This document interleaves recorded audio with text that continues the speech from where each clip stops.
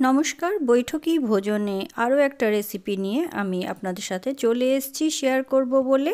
আজকে আমি চিতল পিঠে কিভাবে বাড়িতে তৈরি করেছি বা কোন প্রসেসে করলে চিতল পিঠাটা খুব সহজে আপনার থেকেই উঠে আসে বা নরম হয় বা ফুলে যায়, অনেকেরই এসব নিয়ে সমস্যা হয়। আমি সেই সব সমস্যার সমাধান করেই আজকে এই রেসিপিটা করব। চলুন তাহলে দেখে নিই। আমি এখানে প্রথমেই বাটিতে 1 বাটি চালের গুঁড়ো নিয়ে নিলাম। আমি এখানে আতপ চালের গুঁড়ো আর হাফ বাটি সেদ্ধ চালের গুঁড়ো মিশিয়ে নিয়েছি। দিয়ে দিলাম আমি এখানে 1 চামচ নুন। আর সবগুলোকে খুব ভালো করে একবার নুনের সাথে চালের আটাটাকে মিশিয়ে নেব। আর এরপর আমি এখানে দিয়ে দেব উষ্ণ জল। বেশি গরম জল দেব না, সামান্য উষ্ণ জল করে রেখে দেব। আর অল্প অল্প করে দিয়ে প্রথমে মাখিয়ে নেব, কারণ একেবারে দিয়ে দিলে খুব নরম হয়ে যাবে। সেই এখানে বুঝে বুঝে জলটা দিতে হবে, কারণ চালের গুঁড়ো জলটাকে অ্যাবজর্ব করে। আর খুব নরম হয়ে গেলেও ব্যাটারটা ভালো হবে না, যার জন্যই জলটাকে অল্প অল্প করে দিয়ে মেশাবো। এইভাবে একটা হুইস্কের সাহায্যে আমি মিশিয়ে নিচ্ছি। দেখুন জলটা অ্যাবজর্ব করে নিচ্ছে, শুকিয়ে যাচ্ছে। তখনই আমি এখানে আরও একটু জল দিয়ে নেব। আমি এখানে 1 কাপ, বড় কাপের 1 কাপ জল গরম করে রেখে দিয়েছিলাম। আপনারা প্রয়োজন অনুযায়ী এখানে জলটা ব্যবহার করবেন।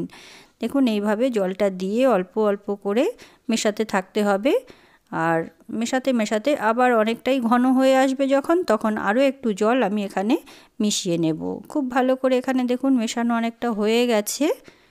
এইভাবে দেখুন অনেকটা শুকিয়ে এসছে। আমি এখানে আরও একটু জল দিয়ে নিলাম, দিয়ে আরও একবার এইভাবে মিশিয়ে নেব। দেখেছেন আমি এখানে সামান্য অল্প অল্প করে জলটা দিচ্ছি আর মিশিয়ে নিচ্ছি। এরপর আমি ব্যাটারটাকে কিছুক্ষণ রেখে দিয়ে তারপর আমি এটাকে পেস্ট করে নেব মিক্সিং জারে দিয়ে। তারপর এটাকে একটা পেস্ট আমি করে নেব। এতে খুব সুন্দর একটা মসৃণ ভাব চলে আসে, কারণ কেনা চালের গুঁড়োতে অনেক সময় নানা রকম সমস্যা হতে পারে। যার জন্যই আমি চালের আটাটাকে একটু উষ্ণ গরম জলে ভালো করে মাখিয়ে কিছুক্ষণ রেখে দেওয়ার পর পেস্টটাকে রেডি করে নিয়েছি। এইভাবে পেস্টটা করে নিলে চালের গুঁড়োটাকে, তাহলে আর সমস্যা হয় না কোনো রকম। চিতল পিঠাটা খুব সুন্দর নিজের থেকেই খুলে চলে আসবে। আর এখানে আমি আরও একটু জল দিয়ে দিচ্ছি। দেখুন এইভাবে কনসিস্টেন্সিটা ঠিক এই রকম রাখতে হবে, এর চেয়ে বেশি পাতলা আর করবো না। আর যদি মনে হয় যে খুব ঘন, তাহলে একটু একটু করে জল মিশিয়ে নেবেন। আর আমি এখানে 1 চামচ বেকিং পাউডার দিয়ে দিলাম। এতে পিঠেটা নরমও হবে আর অনেকটাই ফুলে উঠবে, খুব সুন্দর লাগবে খেতে। একটা নরম ভাব থাকবে, অনেকক্ষণ রেখে দেওয়ার পরেও পিঠেটা বেশ নরম থাকবে। আমি এখানে মিক্সিং জার ধোয়া জলটা আমি আরও একটু মিশিয়ে নিলাম, নিয়ে আরও একবার ফেটিয়ে নেব। এইভাবে আমার এখানে ব্যাটারটা প্রায় রেডি হয়ে গেছে। এরপর আমি মাটির সরাতে করব বলেই এটাকে আমি ওভেনে বসিয়ে দিয়েছি। আর খুব গরম হয়ে গেছে এটা, আর আমি এর মধ্যে তেলটা ব্রাশ করে নিচ্ছি। আপনারা চাইলে কড়াইতেও করতে পারেন, আর লোহার কড়াই থাকলে খুবই ভালো হয়। এর মধ্যে আমি দিয়ে দিচ্ছি 1 চামচ করে। এইভাবে দিয়ে দেওয়ার পর আমরা ঢাকনা দিয়ে এটাকে রেখে দেব অন্তত 5 থেকে 7 মিনিট রেখে দেব এইভাবে।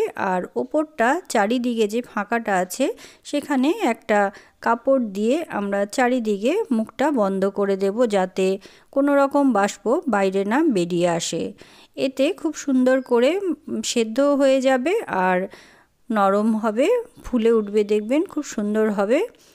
তাহলে এইভাবে আমরা রেখে দেব প্রায় 7 মিনিট থেকে 8 মিনিট অবধি এইভাবে রেখে দেব। হয়ে গেছে আমার 7-8 মিনিট পর আমি ঢাকনাটা তুলে আপনাদের দেখাচ্ছি। দেখুন খুব সুন্দর ফুলে উঠেছে আর দেখতেও কতটা ভালো হয়েছে। দেখুন এইভাবে একবারেই আমি এইভাবে তুলে নিচ্ছি, সাইডটাকে হালকা হাতে ছাড়িয়ে নিতে হবে। আর এইভাবে ছেড়েও আসছে, হয়ে গেছে, নিচটা খুব সুন্দরভাবে হয়েছে। আর লো ফ্লেম করেই প্রথমে করতে হবে। দেখুন কতটা সুন্দর হয়েছে, ফুলে উঠেছে না? এই যে পেছন দিকটাও আমি দেখাচ্ছি, দেখুন কতটা ভালো হয়েছে। আমি একইভাবে আরও একটা দিয়েছিলাম, সেটাও তুলে আপনাদের দেখাচ্ছি। আমি এইভাবে সবগুলোকে রেডি করে নিয়েছি। আর এইভাবে আপনারাও অবশ্যই বাড়িতে একবার করে দেখবেন, এই প্রসেসে কোনো রকম সমস্যা হবে না। ভালো লাগলে অবশ্যই আমাকে জানাবেন কমেন্ট করে কেমন হয়েছে আজকের চিতল পিঠার রেসিপিটা। আর গুড় দিয়ে গরম গরম এভাবে এনজয় করুন, খুব ভালো লাগবে। শীতের দিনে একদিন তো অন্তত করে খান, খুব ভালো লাগবে। আর ভালো লাগলে অবশ্যই একটা লাইক, শেয়ার আর সাবস্ক্রাইব করতে ভুলবেন না। ধন্যবাদ।